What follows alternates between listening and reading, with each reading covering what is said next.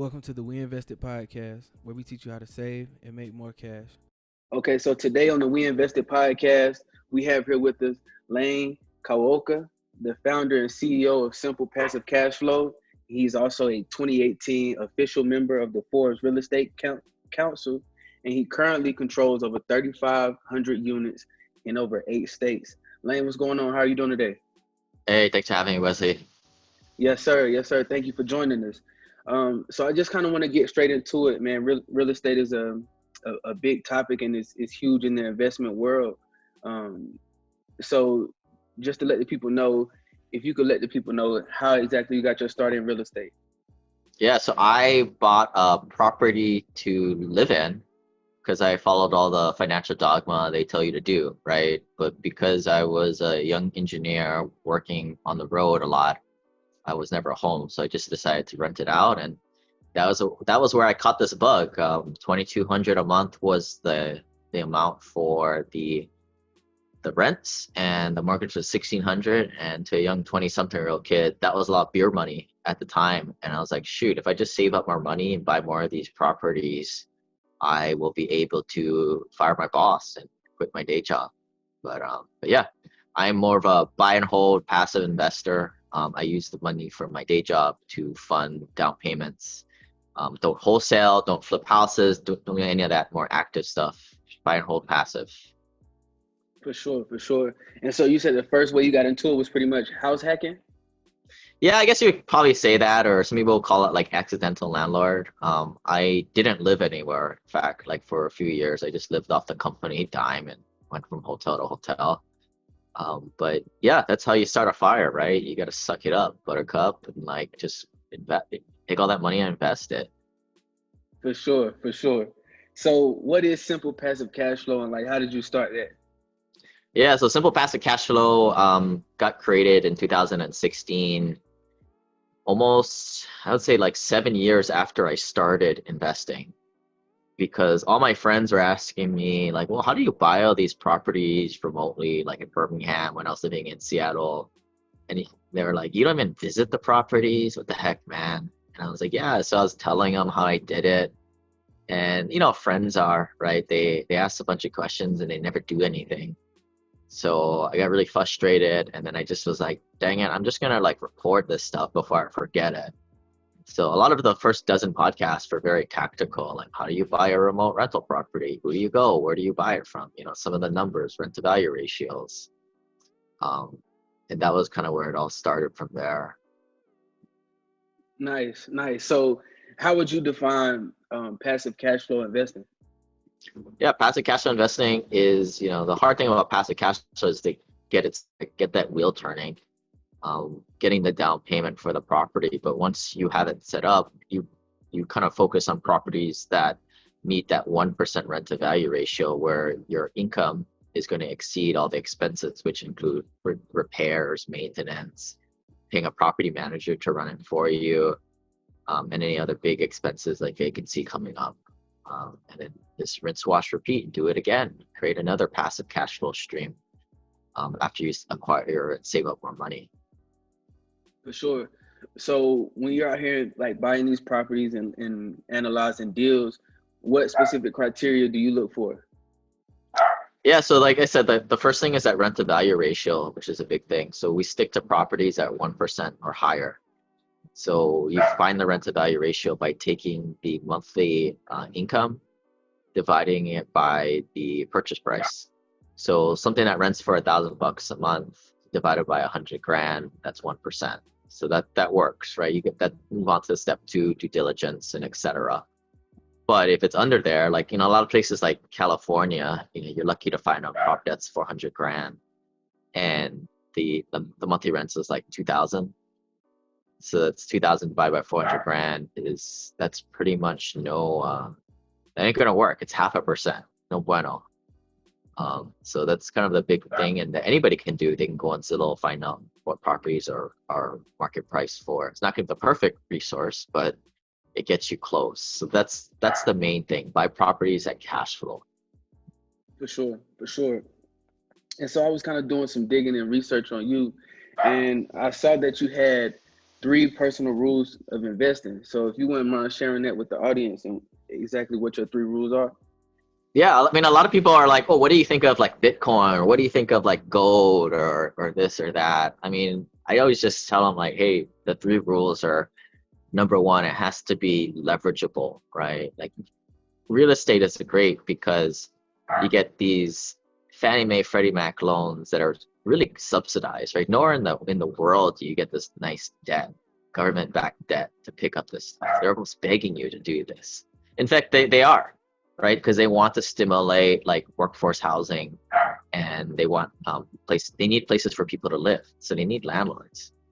Second thing is like the rule is like a hard asset. Like real estate is a hard asset, just like how gold is. And it's in fact better because I think you also like, it's like a mixed commodity. You know, the lumber, the land, there's multiple commodities in there.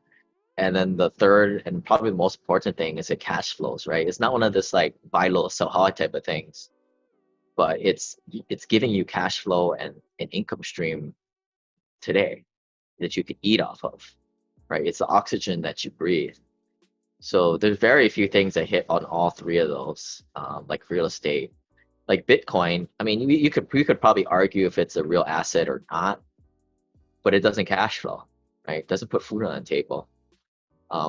Same thing like gold, right?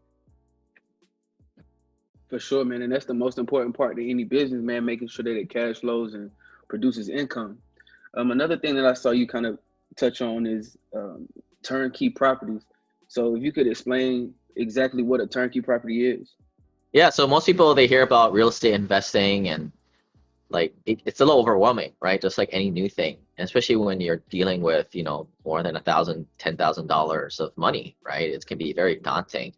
But I always kind of like, I gotta kind of trick people, right, into this stuff because I know the stuff works, right? I was able to quit my day job doing that stuff.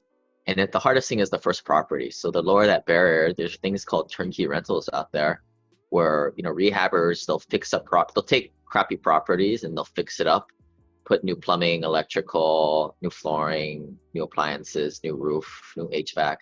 They'll fix it up. Sometimes they'll even put a tenant in there for you, and sometimes they'll even get a property manager, or they'll do the property management for you. I mean, I always tell my students to get a third-party property manager just to avoid that conflict of interest. But I mean, you can get this thing pretty turnkey, where all you have to do is come with a down payment for the house and get your own loan on it. So it's a great way to get started, kind of to swim on the shallow end of the pool before you go to the deep end.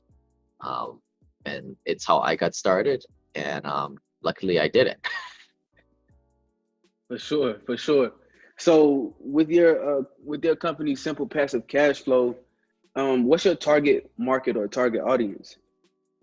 Yeah, I mean, we mostly work with like high-end clients, doctors, lawyers, engineers, people who are accredited investors, $1 million net worth and above, or making over 100 grand a year. It's kind of our clientele. Like a turnkey rental, you need usually a $20,000 down payment, right?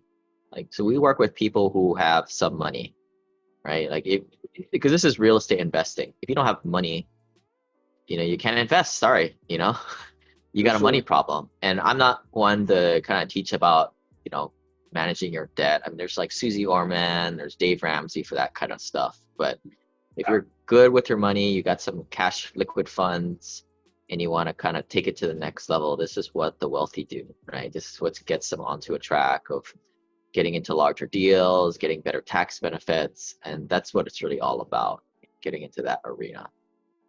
For sure. So what ROIs can your investors expect from investing with you? Yeah, I mean, like if they go to my website and go to simplepassthecashflow.com/returns, I kind of break down what you can typically see for like a turnkey rental. And when you might only cash flow 5 or 10%, but that's only one of 4 ways you're making money. Right? You're also making money with the tax benefits, saving taxes there, the mortgage pay down because your tenant is paying your mortgage for you, and also paying down your principal. So that's building up in the background, and also the property should appreciate over the years at a leverage amount. So when you add up all those, I mean, typically you're seeing like 20, 30% at least and which was the question I asked when I first got it started like 10 years ago. It was like, well, why the heck isn't everybody doing this? Why would I want to put money into this retirement account where I'm trapped in all these investments making only like 5 to 8%? And then I started to realize that this whole system is engineered to steal all our money and keep us working forever, right? Your expense ratio on your mutual funds might show 0.01%, but that ain't all the expenses that they're stuffing on a different line item. For sure. You got your front end loads and the selling fees for sure.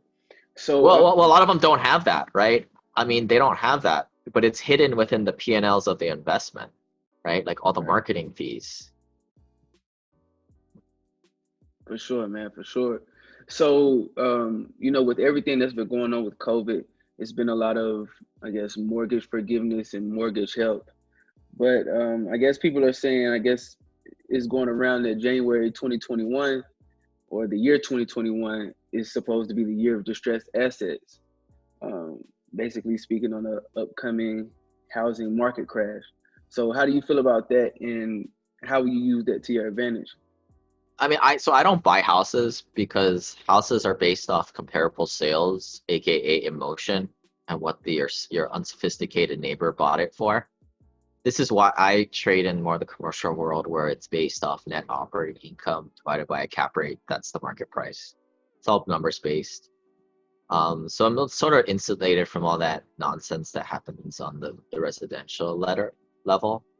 But I think so there's some apartment owners out there in distress there and forbearance right there, but I just don't buy those. Like again, I buy properties that are stabilized, 90% occupied or more, that don't have problems already, right? I'm not dumpster diving with distressed assets, right? I'm sure you can make a lot of money doing that stuff, but if you're listening at home and you haven't even bought one rental property, stay away from that, please. You're gonna get yourself into trouble. For sure, man. So what do you think about more people working virtually or working from home? How would that impact your business, or does it? Doesn't I'll be honest, I don't care. It's just media selling news articles and selling attention, like how they're always up to, right? This happens every single 4 to 6 months. There's always some kind of thing. Oh, when this happens, right? When this happens, when Kim Jong-un maybe bombs Hawaii, right? Or this election happens. Like, I don't care. And I say that like when you're a cash flow investor and you're looking at it more a month-to-month basis, and you're buying something that pays for the expenses and then some, you're insulated. You're good. You're G, man. You don't care about all this noise out there, right? This is why I like to invest in this stuff, workforce housing. In good times, it's good. In bad times, well, now all the luxury people that are in $1,500 apartments move into my apartments that rent for $700 to $1,000, right? I'm in the middle of America. This is why I invest in this stuff. And yeah, it's really, really boring, but boring is good. So do you invest in small apartment complexes, or are you investing in commercial business spaces? Yeah, all bigger than 100 units. 100 units is like the smallest we'll go, because we want to have a person in the office all the time, and then another guy, like a handyman, knocking out repair work orders throughout the day, and not be third party, like how you would when you're an individual landlord. You got like a plumber. We have that stuff in house. Sure, that's man. kind of the bare level of economies. So it's kind of like similar to what Grant Cardone does, just kind of finds deals, gets investors in on it, and then it's kind of like a group economics thing, right?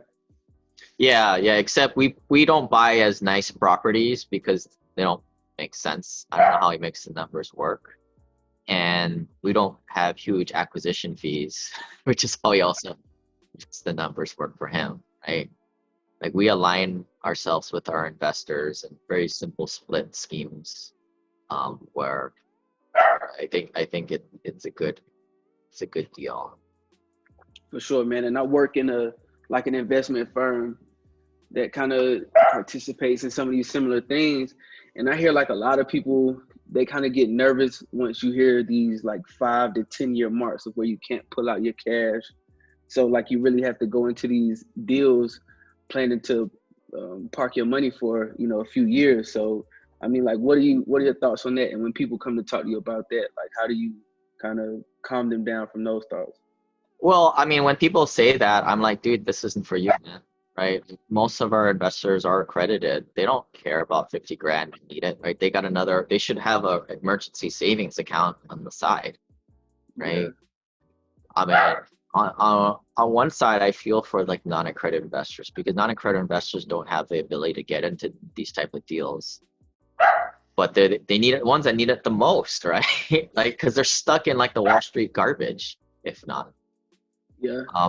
But yeah, if you need the money, you probably shouldn't invest. That's what I say, For sure. right? But what else? I mean, where else? What are you gonna do with your money, right? Where else are you getting a higher return with the tax benefits? In my opinion, right? Yeah, real estate is definitely a great place to park your money and you know, get your capital gains, and then you can do your 1031 exchanges to kind of beat the capital gains. So yeah, it's a lot of benefits to real estate, man. And especially if you find someone that'll do the hands-on part for you, that'll do the property management and finding the deals and analyzing the deals for you. It's definitely a smart investment, I think. Yeah. I mean, I work with more accredited investors and higher net worth guys. I mean, like me personally, I paid no taxes this year. I beat Trump by $750, right? That's what it's all about, right? Because we're Exactly. infusing money into this economy. That's why we get the deductions that we get. And that's the game of the high net worth investor. But you know, I would say if your net worth is under a couple $100, couple $100,000, yeah, it's turnkey rental is a great way to get started, right? For sure, man. So when you were starting Simple Passive Cash Flow, how did you know you had the right business idea? I mean, it wasn't a business idea. It was just to give back, right? Because I was super upset at like what Wall Street was doing to everybody, right? Like my parents, they were told to invest in this garbage, and that's why they're still working, right? And they have like doctorates and master's degree. It's a complete lie. It's a sham, right? This is what keeps everybody working. But if you just invest, I mean, if you're good with your money, you're financially responsible, you can save at least 20, 30 grand a year. Just buy a rental property, one per year. After a few years, maybe you're buying two every year, right? And after a while, like, I mean, you follow that model, you can probably be financially free in under 10 years, For sure. right? It's simple passive cash flow, but you got to have some money to start off with. Exactly. Yeah, that's the thing too. Playing in real estate, it takes money for sure, because you know, you just never know what can happen, what expenses will pop up, what random things will break. But so what's the importance of having a good team for you in this real estate game, and how did you find your team? How did you build? I mean, I partner with the right people, and the relationships are everything, right? And part of this is like I tell people, like especially if you're a high net worth accredited investor, you know, going to a local meetup, especially the free stuff or some internet forum, is probably not the place you're going to find high net worth other accredited investors. Accredited investors are busy, they're working professionals, they're making over 100, 200 grand a year. They got families, they got responsibilities. They're not at a happy hour with a bunch of bros after work. They got to come home. So that's the hard part. I mean, I think that's the community that I kind of provide for my investors, is this curated group of, you know, financially responsible people, definitely on the trajectory of financial freedom within the next 5 to 10 years. For sure, man, for sure. So when you were first getting your business started, are there any mistakes that you made that you wish you could have avoided, or any mistakes that you made that you learned from tremendously? I'm still working through it. I mean, I think hiring is always a big thing for a business. It's difficult, right? I mean, you are with the people you bring in after a while. So I think that's definitely a growing pain. But you know, you got to have a good product, right? And I'll be honest, like I'm not the best sales guys in the world. I'm an engineer, for goodness sake. But the deals, they sell themselves, right? I mean, they're not commodity. No deal is No deal is the same. It's not like Apple stock or this mutual fund that are there are commodities. Right? Every deal is unique. For sure, man. So what do you think has been like one of the most critical moments of your business journey, like a fight or a flight type of moment?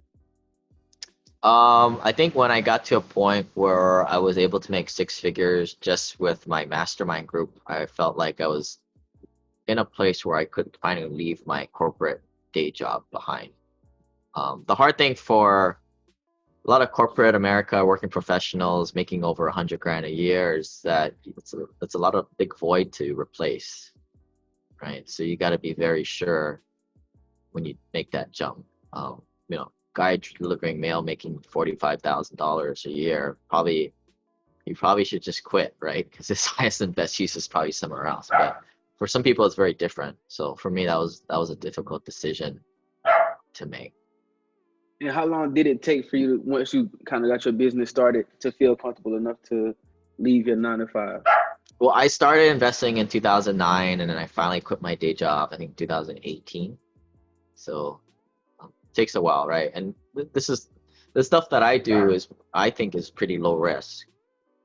We're not flipping houses, right? We're not investing for appreciation. We're not gambling on that stuff. We're just buying properties that are fiscally conservative on a month-to-month basis that has some value add potential. And but it's slow, right? But boring is good the way I feel. And I think we've shown that through a pandemic. I mean, people need a place to live, especially in the middle of America, $700 to $1,000 rent. People need that. In fact, the country needs more of that. Yeah, especially out here where I am, man. It's like a shortage. It's a housing shortage in Reno, and I'm sure it's housing shortages everywhere else. But yeah, for sure. So, how do you define success as an entrepreneur?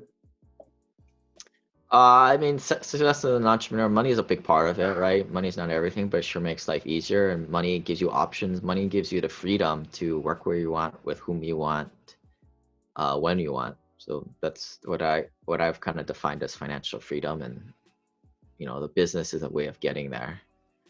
For sure, for sure. And so, how would you like for people to remember you and your company?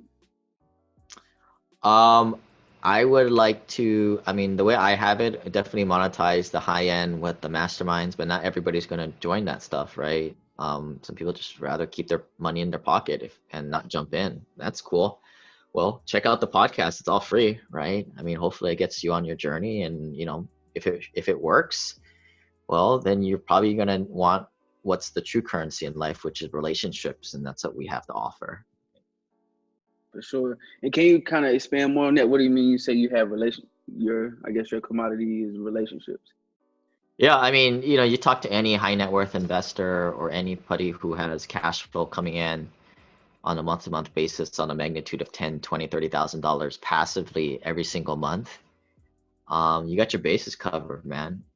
I mean, at that point, it's like, how do you design your life?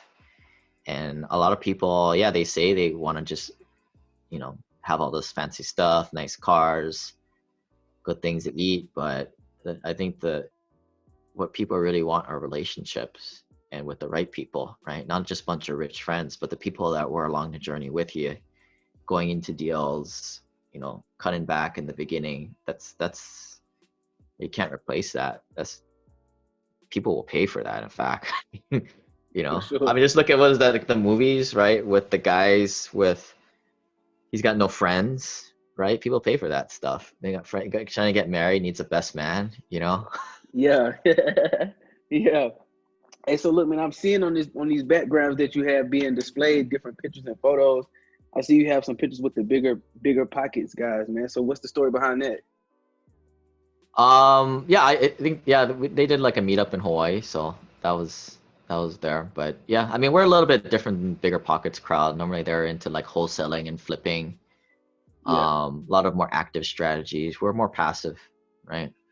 We're more of a bat cave of high net worth accredited investors. Which deals, who do we work with, different strategies for tax legal. So that's kind of how we're very different. For sure, man. And then I saw that you were a 2018 official member of Forbes, the real estate council, man. How did you get involved with that? Yeah, I mean, it just write some articles and they like it and they post it. So, but nowadays I have my own my own platform these days. So I kind of do my videos on my YouTube channel, my podcasts, and then just kind of write my pillar content like the tax guide, the retirement guide on simplepassivecashflow.com. That's dope, man. And I see that you offer like a few different courses. Would you mind like kind of getting into that a little bit more? Yeah, I mean, I have the big suite for passive investing, right? Like a lot of this stuff is I think is pretty simple when you're specifically talking to high net worth passive investors. Again, like all this like tax lien, wholesaling, flipping, we don't do any of that stuff, nor do we do any like 1031 exchanges.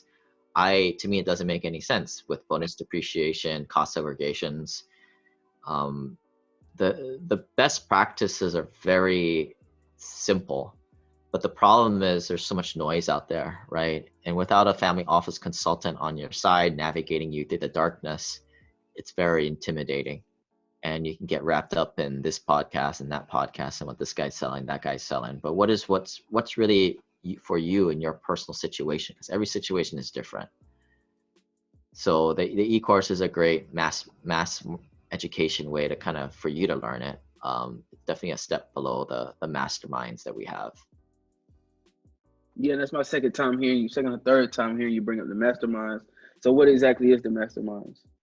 Mastermind is like a group of people that are similar and maybe a step ahead of you and kind of on your path, right? So you can have masterminds in different topics like a marketing mastermind or a dentist mastermind, that helps you specifically for that business or that kind of that industry.